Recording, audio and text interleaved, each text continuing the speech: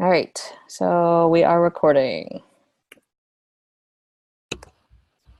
Week 5 looks like this. Haley went into Glendale and facilitated a 98-0 track meet. How early did you have to cut that off to not hit 100? I know, it's so disappointing. I mean, couldn't we just get like one more penalty kick? Yeah. No way. She didn't want to show everybody up by having the 100-point game. So. No, I'm mad. I could have left a couple in my pocket and had fewer penalties than tries.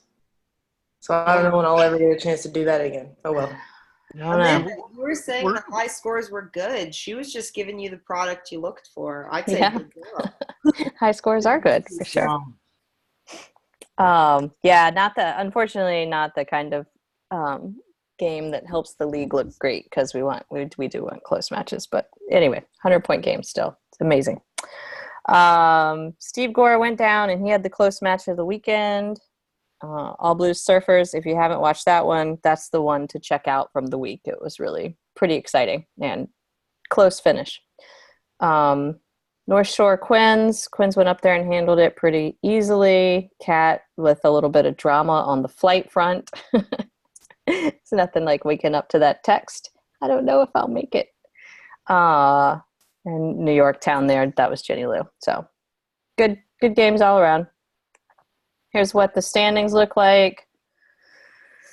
Quins are slightly ahead in the East, which we thought was going to happen. And, of course, Life West is sitting there on the top in the Western Conference. And then we've got that big match coming up this week. Life West versus the Merlins. Anything could happen. So that's what it looks like.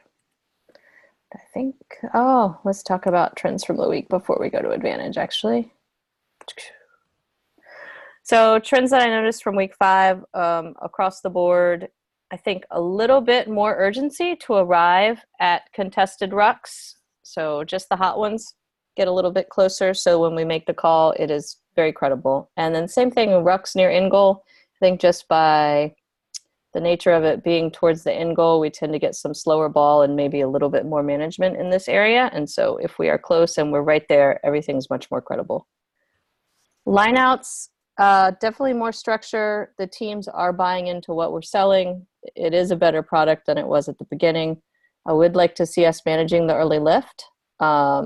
It's easy to say it's immaterial, but when somebody lifts and then the ball's thrown in and it's a skewed throw, we've got to reset that. Scrum, I hesitate to say this, and I hesitate to make it a focus point, but we need to be looking at the feed to the extent that we need to manage the 9. If you notice in this picture, actually right here, this is a great example of the 9 being square to the scrum. So if we look at, I didn't have a lot of time to drag up a good one, but this one I think showed it pretty well.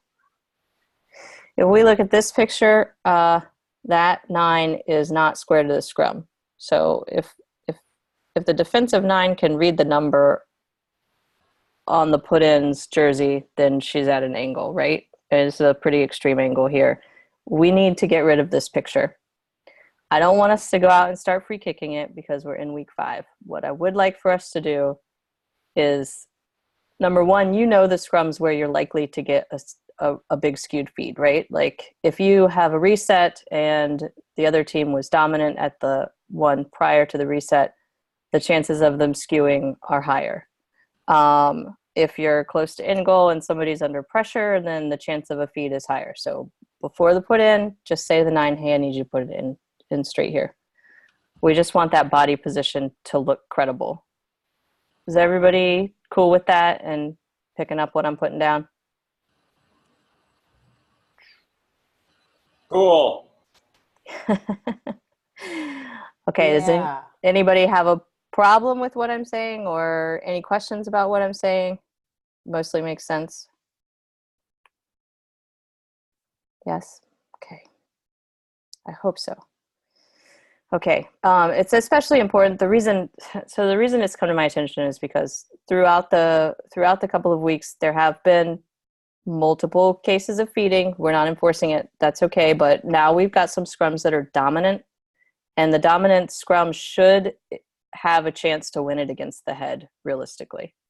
So we don't want to feed to the point where the opposite team has no chance when they are dominant. Communication, pre-match versus during the match. So think about when you go to a team and you are talking to a particular player, it is best to be general with your language. Like, we would like to see a long bind versus, hey, we know you've got the short bind on and we looked at it on video and it's a problem. So just think about what that could do. If we're talking pre-match, just use general language. If you're in the middle of a match, that's when you want to say, hey, at the last scrum, I penalty kicked you for driving up, so let's have it square here. Is that cool with everybody? Awesome. Let's go to advantage. Steve Gore wants to go first because he's going to Japan or something. Something. Let me see if I can pull you up here. You can start talking if you want to. Yeah. Okay. So San Diego versus All Blues in San Francisco.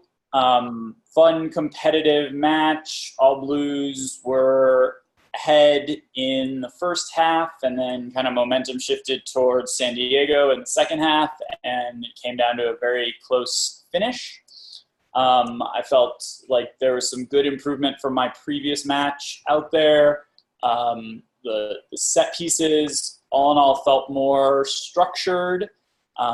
Felt like I was doing less just sort of chasing around and reacting to penalties and doing a bit more shaping and management, although still probably a penalty or two slow on like chats with the captain and then escalations there.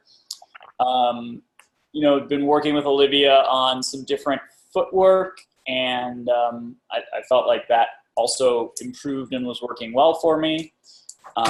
Probably the weirdest part of the day was I just had a very off standard for knock-ons that was just not right for this competition. So that was weird and something for me to correct. So that's the overall. We look at the clips.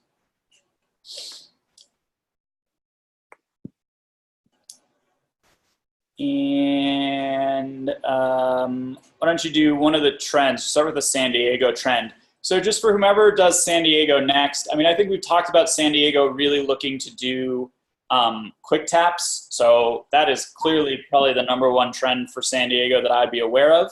But this is sort of a second one that I thought was new and interesting. They did this twice in the game where if you watch the clip, you can play it through. The 9 will pick up the ball, do like a pick and go to the right, and then pass back inside to that player in the scrum cap. It's a great hole.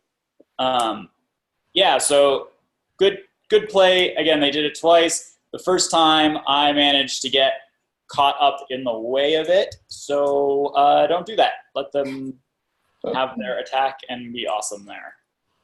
Cool. Thank you for that. Second one, the All Blues trend. So this is an interesting clip. Maybe we'll just play it and then I'll kind of talk through it. So watch the All Blues defender on the poach counter ruck here.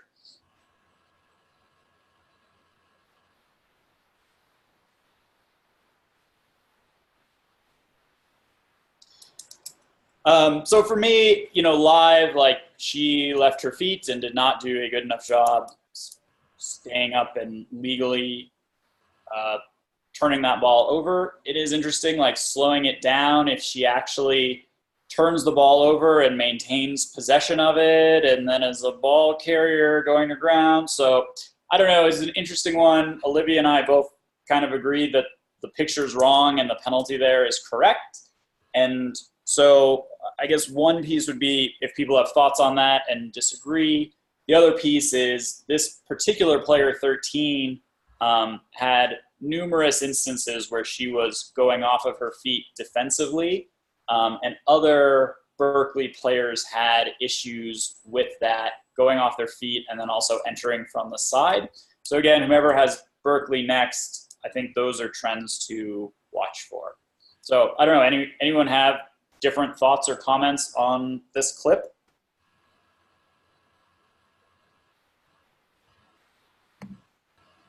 All right. Well, I'm just watching it. I guess I am okay with the poach, and it is unfortunate that she falls to the ground. I'm almost a play on. Hey, Steve. So were you okay with the two steps before that, which was the black tackler not completely getting out of the way, impacting the arrival of blue, and then light blue coming in, slightly at an angle to save the poach? So I would have probably gone with a black tackler not rolling away completely if you were happy with the poach. And then if that's the case, then a penalty is a penalty, and you just move on, I guess.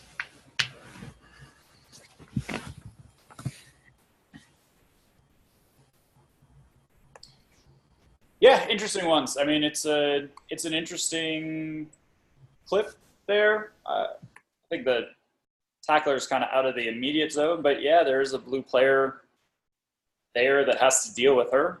That's correct. Yeah, I don't know. I think that's why I'm showing this, right? Is like it's an interesting clip for us to look at. Well, let me remind you one other thing.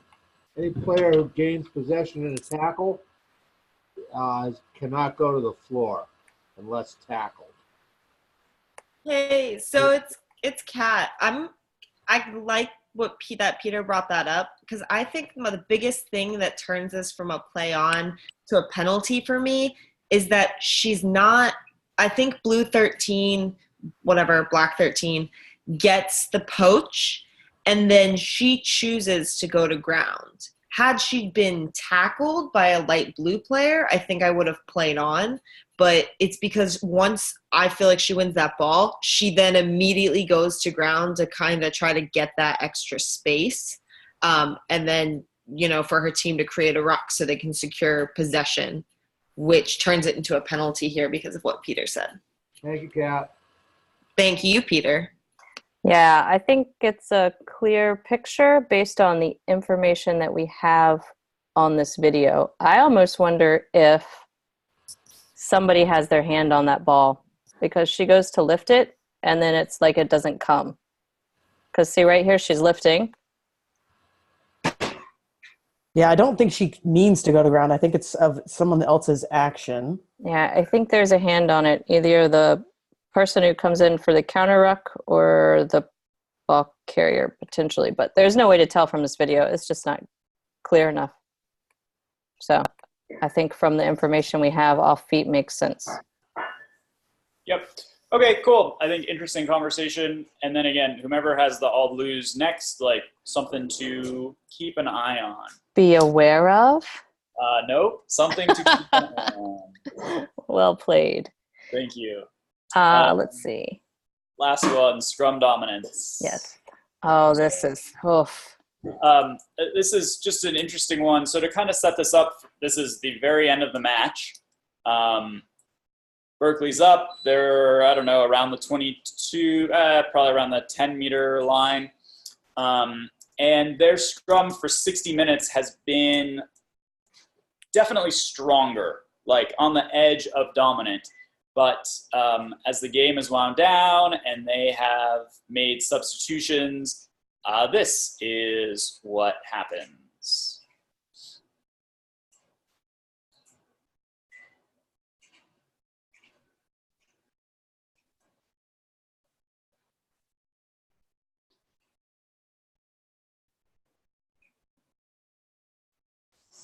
So, for me, we've talked on these calls about sort of illegal scrum dominance and teams driving up.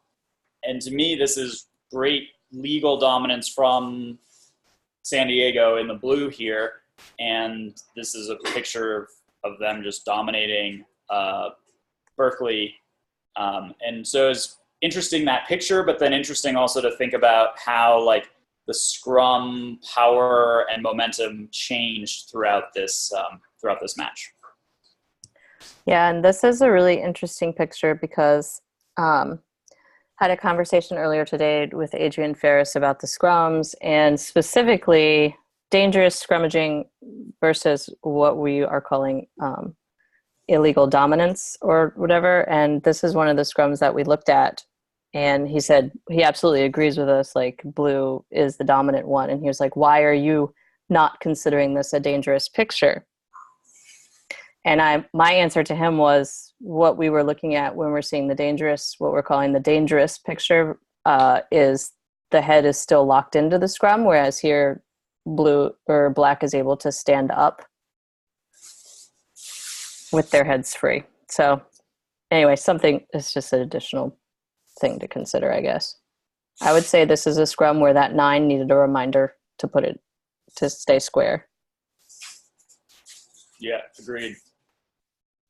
Primarily because this was the second one, wasn't it, of your Yeah, so they had sequence? basically that exact same scrum Yep. seconds before that I reset. If you could do it again, would you have gone ahead and PK'd the first one? Yes, absolutely. Cool. Yeah, it's a pretty good picture there. Awesome. Thank you so much, Steve. That's it, right? Just 3? That's it. Perfect. Well, enjoy your trip. Thanks. Have a good 2 weeks, guys. Thanks. Bye. Have fun, Steve. Thank you. Okay, so Jenny Lou, would you like to go next? Sure. Let's see what we got. Okay, so we had Beantown versus New York under the lights, which was pretty cool. If you look real hard, you'll see special guest AR Peter Watson. Thanks for jumping in, Peter. In the East, everything's a jump ball, so nobody knows who's going to win any game. So that was kind of interesting. The game plan went with a theme of stolen wisdom. So David Haynes' words of "you have to be cruel to be kind." Amelia's suggestion of the halftime peach, and Julian's trigger framework, and that came with mixed results.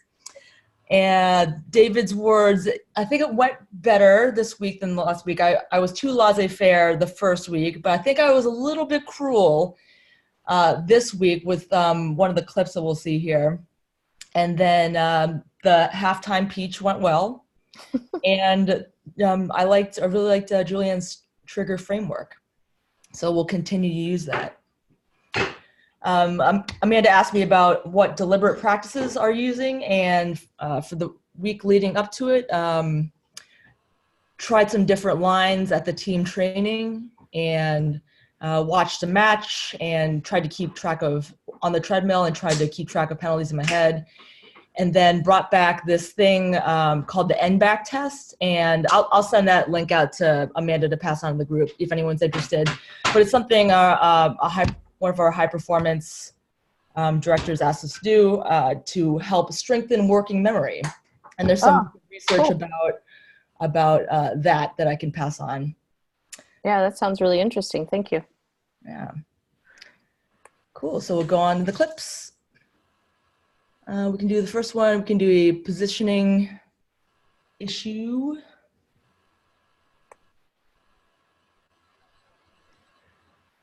So definite improvement from the first match where I think I got caught on the short side a little bit. And in this instance that I'm not 100% happy with the movement on the short side as well. So I think I was too close to the breakdown and I missed white number 1's presence in the tackle area. And she didn't really register to me because I think I was very, very close, and she impacted the timing of the ruckers, and the white player was able to poach the ball. So it's not this one. I think it's coming back the other way.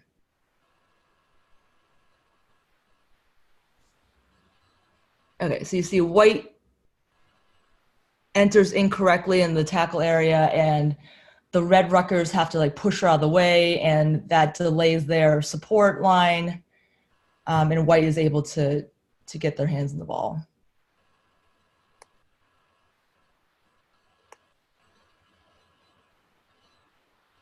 So I guess I'd ask if there are any movement patterns that are working well for people. I know that some people are playing around with like the going into the defensive line and then coming back out. Some people like the saddle position. Just what's working for people. Hey, Jenny. I'm not going to give you my tips, I guess. It's more of how to find tips because you and I have totally different body types. I can really peer over the top of players, and you might not be able to.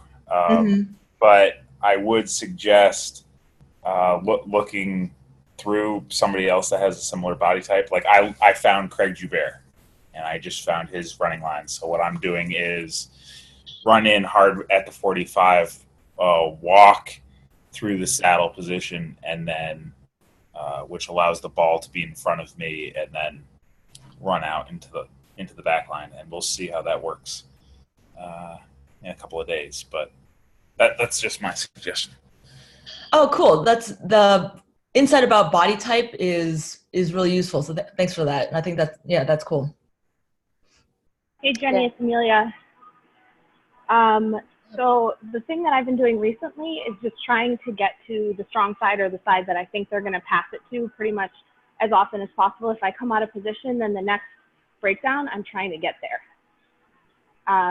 And it seems to be helping. I seem to be less in the way. As you know, sometimes I'm very in the way. So I think just always trying to get to that next place, like anticipating that more. Cool. And then do you find, so if it's like really quick ball and you don't have time to get there, do you just stand in the saddle area, or do you kind of just work your way, you just try to get there anyways? It depends. Like if it's coming across the other side, then I'll transition through the saddle if I can, try and get moving early. If it's going the other way, I'll just take the shortcut, wait until they make that line break or that they get to there. And then as the defense starts to push back, I'll just slide across. Does that make sense? Okay, cool. Yeah. So yeah, sometimes just waiting a second where you are, and then you'll be able to see where the next breakdown is going to happen, and then just making a beeline for it. Got it. Cool. Thanks. That's helpful. Yeah, sounds good. Awesome. What's next? How about too technical? So this is a good example of being maybe on the far end of Cruel and Kind, a very technical call against attacking momentum. I think I just kind of reacted, being mostly sevens referee. I think that I just felt it, but I didn't prepare my mind for the context and give myself a good framework going into that scenario, even though it happens really quick.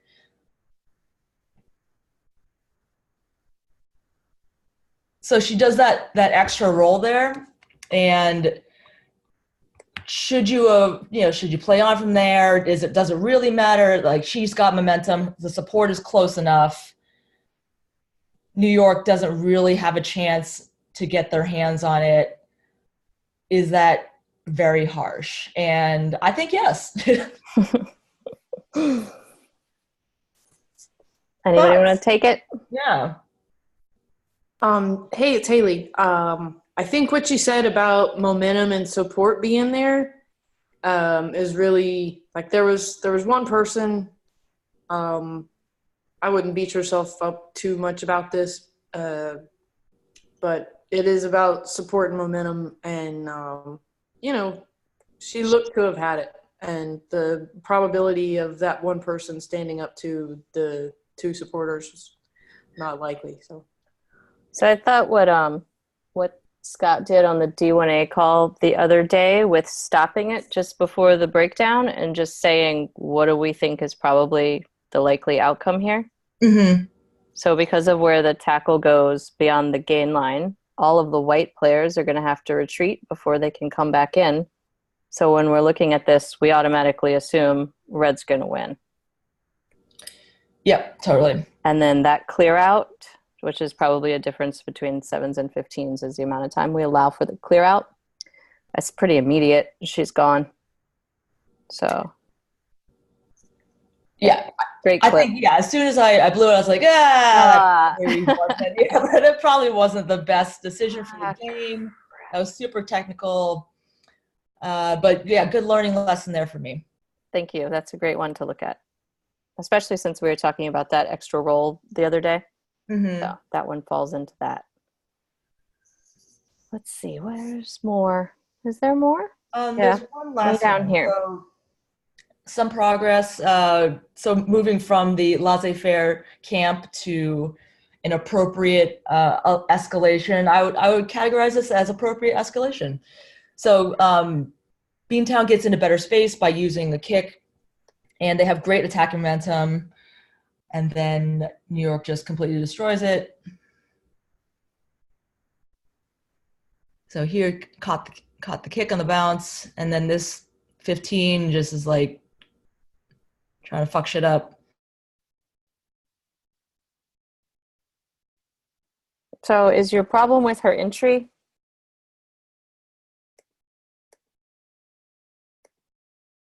Initial entry and then the repeated other entries, and just the kick. Yeah. Like, is anything she's doing positive, right? Like, Well, I mean, That's she's the allowed question. to ruck the ball back, but yeah, I do think her entry is questionable. The other point is that Jenny was saying no 15. Don't Mhm. do that. Yeah. They've got to learn to listen. Mhm. Even if you can argue about was she or was she not legal. Did she deserve a 10-minute bin or what? This was also their third penalty in a row. There we go. That's important, right? Contextually speaking. Yes. Well, good. Decisive. Cool. That's it for me.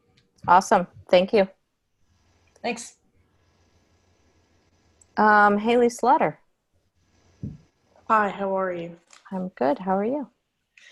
I'm okay. So I know the score was large, but this game I was kind of on autopilot because I was really focused on just physically being there. And I mean, I was in goal for 14 of the 16 tries, but my brain paid a price for it. So there were a couple of times of the breakdown that I penalized the second infringement. It was the right team, but it wasn't the right call. And I did that at the scrum as well, even though my scrums were pretty good. They've gotten better with every game, but overall, kind of a step back for me. But when a game is a blowout like this, like it's a Blowout at altitude. yeah, okay, fine. I didn't want to say it, but but it's just it's important to have kind of a check, like just gosh, what's the word? A reality check that I'm human, and you're trying to build this momentum through the season and building on every game. But I needed to have one like this that was challenging, but it was a safe place to kind of make these kind of mistakes, if that makes any sense. I put up a good one because I was like the advantage one, the downtime management, because it was only like 4 minutes into the game. And so my communication was really good. So it's really easy to do things well in the first 4 minutes of the game. So I don't know if you can hear because it's about communication. So Oh, you need me to turn it up? Yeah. Yeah, I can do that. Oh, because you had audio. Yeah, I had Sarah Shabbat on commentary. Yeah. Great.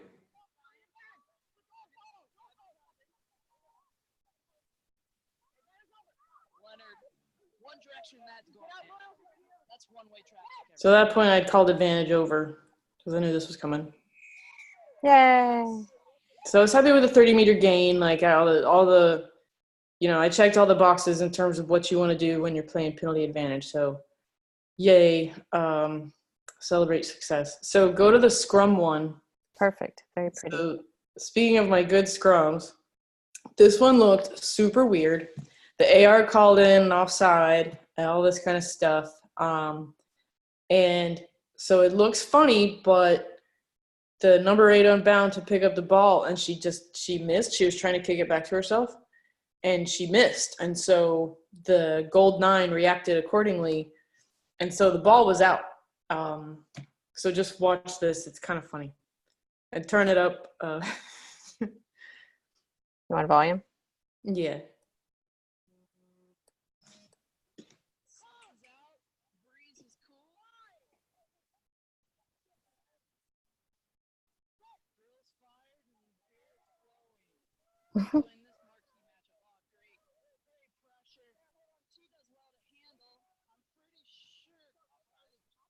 So of course she looks offside, Right. but once the ball's out, she's entitled to stand there, and she's entitled to be way more menacing than she was. So I think she was being conservative to just stand there, and possibly just being sporting to give Orsu a chance to have an attack, off a structured attack off a scrum. But I don't know. Is this acceptable? Does everybody agree with the ball being out and whatnot? See that again? Yep. It was an odd one. I still need to move around so that I can see, but I felt like if I went around over there and was yelling, ball out, then that would have just put more pressure on the player. The ball's not really out until she puts it out. It's Say still that under the second rose, Peter? Hmm? Still under the second rose? The ball and scrum ends when the number 8 unbinds and picks the ball up. So what if she accidentally doesn't pick the ball up after she unbinds? So I tell the scrum half to get back onside? Yeah, the 9 was fine. There was no penalty in that. Well, there she's offside if the ball's still in. Yeah, but she didn't really do anything. Didn't affect play. Yeah, she didn't affect play at all. It just looked weird. Well, she takes away the option to run that direction. I don't think she was going that direction. I agree to play on here. Yeah, I'm kind of leaning towards the play on also. Cool. Yay, happy. I just wanted Orsu to have to create something. They turned it over like 2 phases later, but I thought it was just something we should all see. Yeah, I mean that's a manage the 9 situation. Yeah. The 9, not yet. Yeah, and she policed herself there, I mean, she looked at me and I looked at her and was just like, we'll just wait a little bit. And I actually told the flanker to wait just a little bit. And I know that gives the appearance of the ball still being in and the scrum still being on, but wanted them to have a shot, And then Lee wanted okay. us to look at, this is the same, so this is a fend. So last week we talked about gold 11, and the fend, we all agreed last week it was okay, even though it was on the face. This time she uses her elbow and kind of drives up on the player, and there's a whiplash effect. I was wondering if we could all think about this whiplash looking thing as a trigger for if it's something as dangerous fend. So you think that's with the elbow? Yeah. Yeah, when you slow it down, Amanda. Yeah. You can see it driving upwards with the elbow. With the elbow that's holding the ball? Yep. Yeah. That's what's so weird, yeah. That is weird. But it's exactly the same play with the Fen last week, which was borderline legal. I mean, we applaud Danny Barrett for this every 7 circuit. So I think she's just trucking her. I agree. It's just a discussion point we wanted to bring up since it's the same player. So anyone who has Glendale from now on, just kind of, make sure she's playing within the parameters of safety. It's hard to see where the initial contact is. I wish we had better video. Yeah, it almost looks, I mean, it's definitely like chest. Like, I wouldn't say it's her face, but it's close. Starts at the chest and rides up, maybe. Yeah, Yeah. movement. Go ahead, Kat. She doesn't start with the elbow extended, and that's what they're really looking for in the foul play is with the arm extended leading with the elbow. I feel like she body slams her and then proceeds to shove her off with the forearm and elbow. Yeah, I'm inclined to agree. I mean, Other I was thoughts? happy with it at the time. Yeah. So, but it's just like Lee wanted to bring it up because it's the same player that we talked about last week, and Yeah. It was just a discussion. It was a discussion point. I looked at it and thought, is it or isn't it? So Yeah, just and I thought think we're it was all there. It was a good discussion point. Yep. cool. That's all I think. I think I covered my, my running lines were good, but I got on the way twice. I felt bad and once nearly got decapitated. And I let some bad habits creep in, like talking. So A bit of management, yeah. yeah, I started to manage too much stuff. I missed the yellow card opportunity in the second half. So plenty to work on for next time. Perfect. Thank you. Yep. Kat Roche, I believe you're last. Excellent. Thank you. So I went up to Chicago. It rained heavily the night before, so the ground was really wet and the play was really sloppy. Both teams had pretty rough handling and questionable execution of their attack. They were all really confused. You could tell the coaches were getting really frustrated because they weren't doing what they, planned to do. But they were both really good on defense. So it led for a lot of really big tackles, physical tackles. So my biggest thing, I was talking to Joe Burpo, hey Joe, about this, and we kind of were discussing how you can only take a limited number of lessons away from a game. And due to some of the things that happened, all of my lessons that I could take away from this game are really not from the game itself, but kind of from the situation surrounding the game. So that's why I'm going to be talking more than showing you video, but I will show you video. You'll see it. My first thing was to roll with the punches, and that was Greg's quote. It was kind of like, he told me on Wednesday that my flight was going to get delayed. He was like, don't worry, you're going to have problems. So my flight was delayed about an hour and a half, hour 45 minutes while I was sitting on the plane. So anybody want to know who's going to win Monday Night Football? I mean, this just shoot me. So I got on Sunday. Private message Greg. He'll give you all the answers. So I got to Chicago at 11 a.m.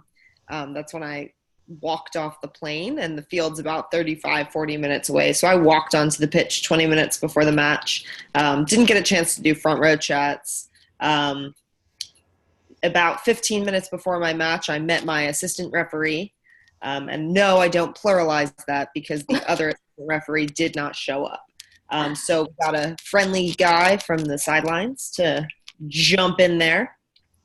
So that was cool. And yeah, and there was some other stuff too, but we'll have to go with that. And then my second lesson, I guess I'm learning, is stick to the game plan and then throw it out the window. So I created this really nice game plan that didn't work for the game that I was given.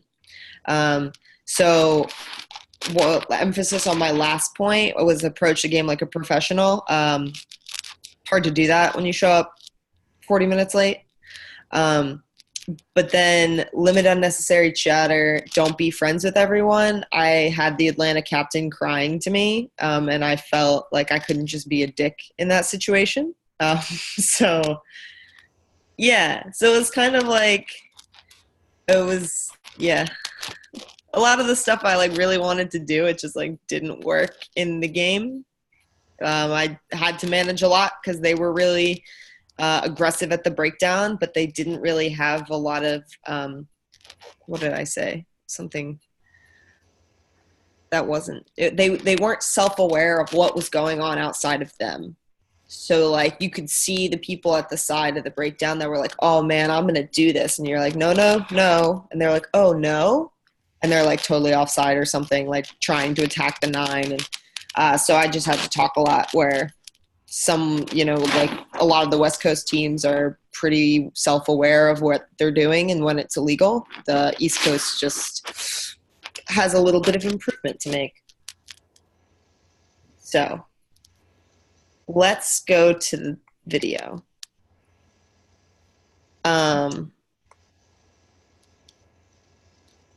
So I had 2 different qualities of video. I had a cell phone camera, and then I had a dramatic highlight reel.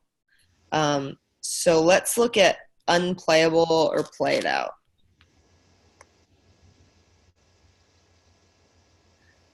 So I think I'm kind of given 2 options in this situation. I'm happy that Chicago gets the ball. It would have been an unplayable to Chicago, or the rough looking play it out.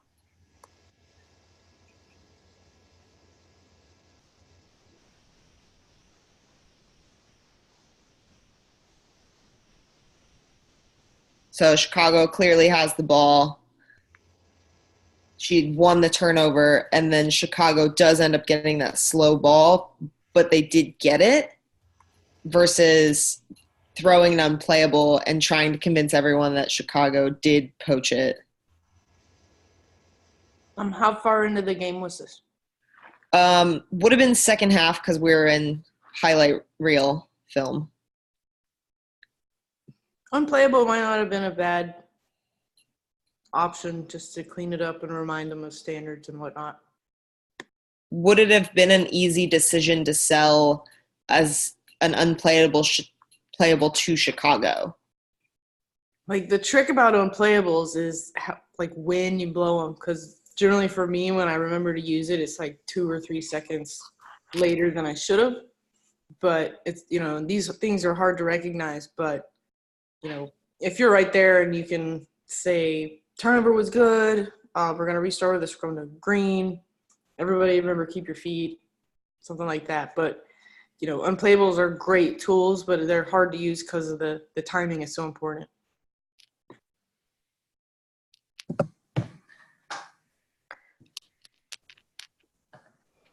I'm happy. Go ahead. It's Julianne. I think that the fact that they dropped the ball, it's going backwards, they're clearly under pressure. I think everybody can see that. That's a really clear picture. So giving the unplayable to Chicago, I think is a really smart move. Cool. I think that's a really good point. Awesome. Let's get out of this. I don't really have to show that scrum clip. It's not really worth it. And then great AR call. This was my AR. Wait a minute. You don't think that scrum clip is worth it? No, it's not. I don't think it's good. Okay. You guys can watch it on your own if you want. Show the scrum clip. No, Greg, get out of here. Now we're here with Kat's excellent This was video. the beginning of my video. I just want to, show the AR putting in some really nice work on this. It's that little knee. Yep. Just tags it. Wait, why do you have cell phone video? This is so weird. This is the quality of my video. Don't worry, Wendy. It's fine. Don't worry about it. So last week, Chicago had no video because their videographer didn't show up. And this week, apparently, he was late. So somebody just picked up their phone. So somebody picked up their potato phone, flip phone from 1985 and filmed. Amazing. Because At we least, had, at least it's not Snapchat and in 10-second sections. well, yes, because the 6 segments of video that we got and had to paste together was enough. With dog face filters. Yeah. Anyway. Yeah. So Okay. if you guys want to watch the game, I would not suggest it. Yeah. Skip the first half. Just yeah. Cool. That's it. That's Awesome. all. Thank you very much. Somewhere we have this. Nope. Somewhere we have a, nope, that's not it either. Somewhere I have it, you guys, for real. There we go.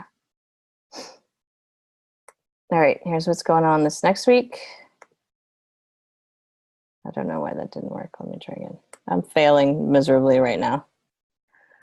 Okay. Great. I'm under pressure. So much pressure. Come on, don't sell yourself short. Not just right now. Okay. Week 6 looks like this. We're over the hump. 4 more weeks to go. Michelle's going to Orsu. Kat's got the big game, Life West versus Glendale. It's going to be one to watch, and she gets to be live streamed. Joe Burpo also will be live streamed. First game with the group for Joe.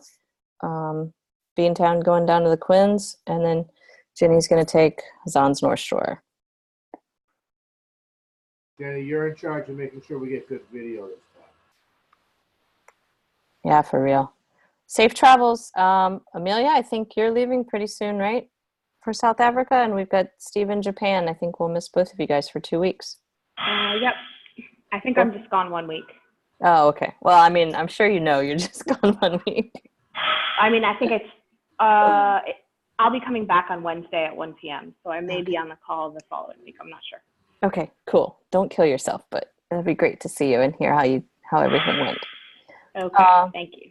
Yes, and unless anybody else has anything, then thank you guys. Go ahead.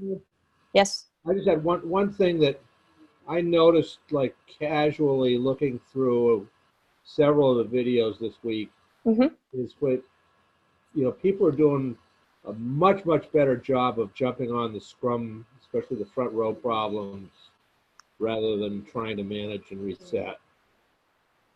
Yeah. What I'm not seeing when they have dominant scrums is the back lines are not always retiring the way they should be when a scrum gets pushed.